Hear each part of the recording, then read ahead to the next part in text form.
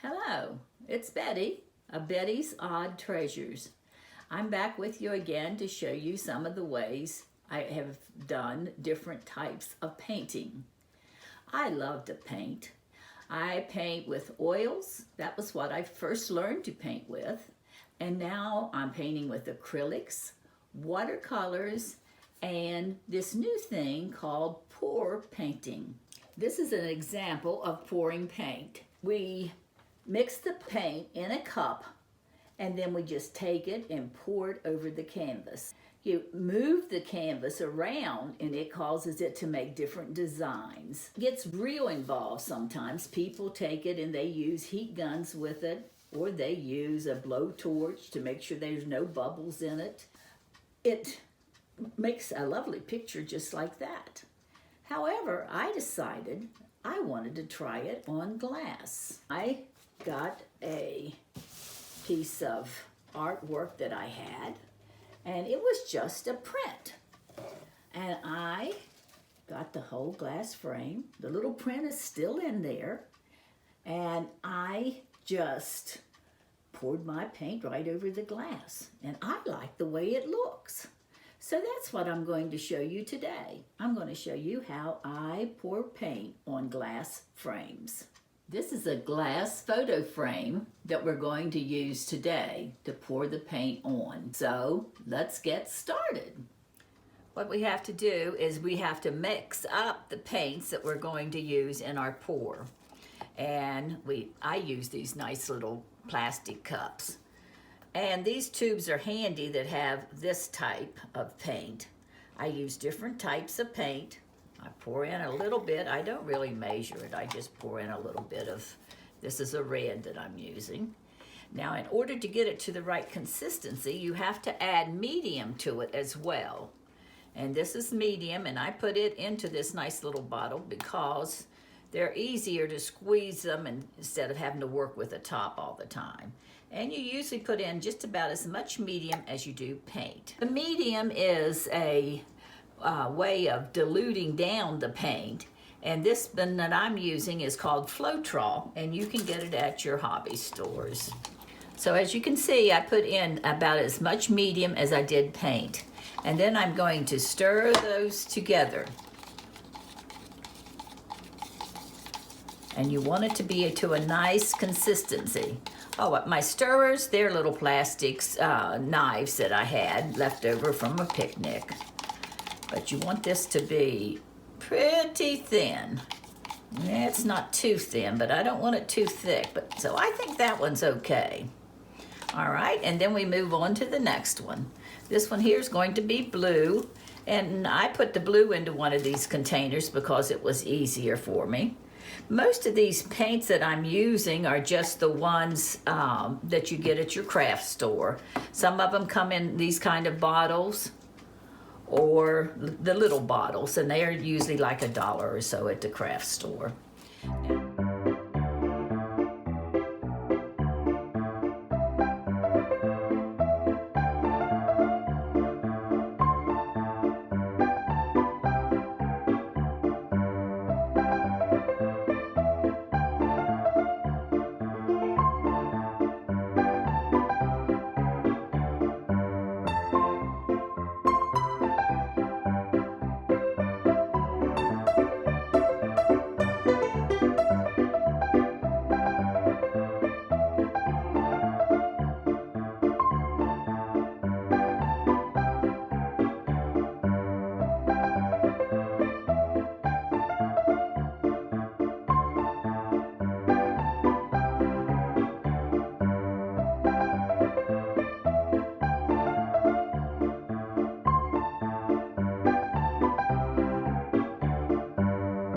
Now we're ready to put them all in a glass and pour them. Now I need a little bit of white in the cup because the white really does dilute the colors good. And we want to get as many bright colors as we can. We'll need to add a little bit of medium to it too. Had them all closed up because I don't like them to dry out. We'll stir him up. And we're about ready to take and add them all into 1 cup. Yeah, we put them all in 1 cup, and then we will be ready to pour it onto our glass.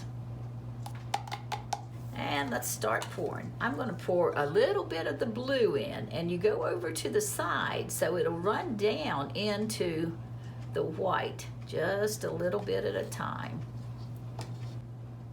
Now we're going to add some red, and I'll pour it right down the side too. When it gets over there with that blue, you know that's going to make some pretty purple.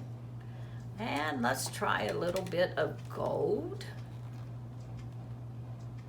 I hope this turns out similar to the one I did before, but if it doesn't, they're all different, and we can always,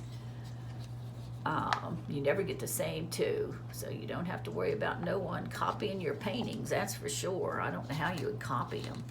I don't think you could do the same one even twice. Here comes some yellow in on the green. Now see how it's all doing down in there? It's all kind of running together in little circles. Okay, and then we're back for some blue.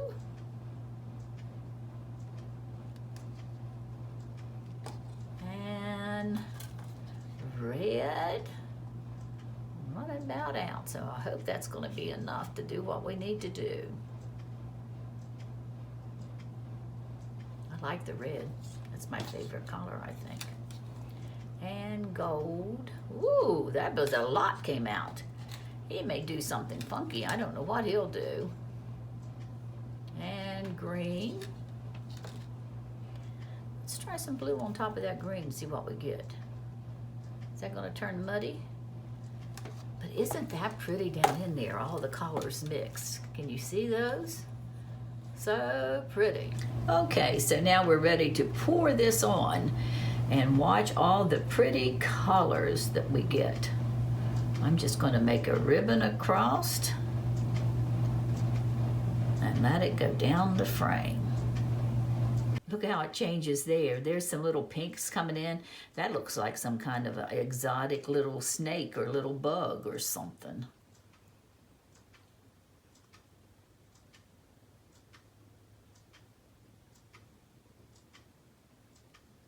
Then after we get it all poured on, you can either take it and you can tip it and move it around. Some people even use hair dryers to take and move the paint around and make it into flowers and stuff. But I like to just see what it's going to do naturally. Whoops, there was a little gob. Evidently we had too much white in there. Well, let's see, we'll get some white up here in this then. Whoops. Maybe I had my white just a little bit too thick. That's kind of what it looks like, the way it's plopping out.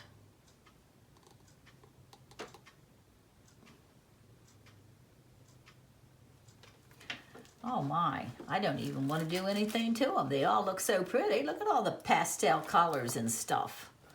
But we'll see if it'll move down a little bit. Okay, now we're going to try to stretch the paint out and see if it'll kind of roll together.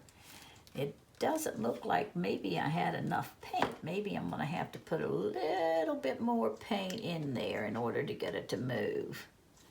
I can see it slowly moving. I'm loving the colors though.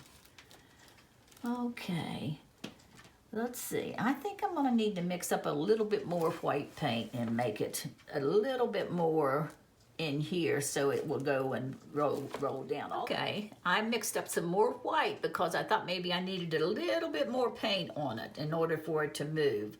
Although some of this looks like it's closing in pretty good. So I'm just going to drizzle it around, and hopefully that would encourage it to move into these vacant spots. I think that might work. We'll have to see. All right, let's see what we can do now. Maybe it'll move around a little bit more. It moves very, very slow, so that looks like I got a little bit of a glob in it that I don't need, so we'll take that out. Oh, I like the way that did. See what it's doing? It's picking up when I do the knife. We can pick some different little things in it. A lot of times people will take a piece of, there's another little blob we don't need. They will take a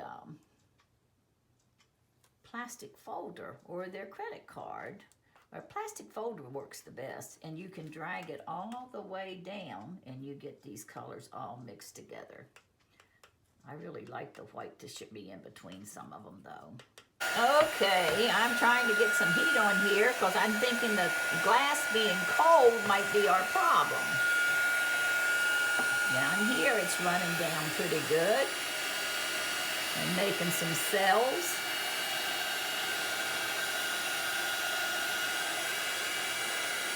You've got to be careful with the heat gun though, because you can burn it. And I know, you know, it's very easy. Sometimes I've seen people even heat the back of them to get them to run. But I'm kind of happy with the way this is turning out. It's so easy to do, and you have an original that nobody else has. Oh, look at this white. Watch this white go down through there. We'll get some white moving. Okay, I think that's about it for this one. Now you'll see that the white here is causing this to move on down, and these colors are so pretty, so we're going to encourage them to move down a little bit just by tapping it. Tapping it. Okay. Evidently that heat gun must have helped because it is moving better. And we just kind of watch it to where it goes down. Look at all of the beautiful colors. I think this is like a gold it's got around here and caused these cells. This here looks like a little lizard in there. Isn't it amazing? And then all you did was mix the paint and pour it, and you have an original that you can hang up. This white is still moving though, getting over in here. The white, I think, really helps it to do some cells. You can take things to get it to move, but I think it's prettier when it just moves naturally. Sometimes you end up messing it up. I think this is so neat to do on glass. I like it on the canvas too, but the glass is just something different, and it's always fun to do something different. Right there's a little one that needs popped in. See, when you touch them and do them like that and come up, it almost makes like a little flower. You see how that works? Now let's do this one in the white. It ain't gonna hurt him. See how those are forming like a little flower? All right, I'm happy with the way that it's turned out. So I think we're still going to leave it this way, and when it's dry, we will come back and show you how it dried, because it will dry a little differently. Thanks for watching, and we'll be back in a little while. It's been 24 hours now that we have allowed the paint to dry, and it has moved into the little different positions, and you can see all the little different cells. I think it looks right pretty. You actually can hang this painting either way. And I was careful not to get too much on the white frame, so I don't think I'm gonna have to do too much with that. Okay, I wanted to point out a few little things. When you mix the paint like that, you get these little cells. Sometimes they're real extreme and they're really pretty. You can see little outlines of the gold paint going around the red. And then I look at the different things and I see little different animals and things in there. Like here, I thought I saw a bird, but you can just look at it, and I'm very pleased with it, and I do hope that you all will try it. Here's one that looks kind of like a bird's head over here. And I appreciate you watching my videos, and if you like them, I would appreciate you sharing them and subscribing. I am planning on making more. Thank you.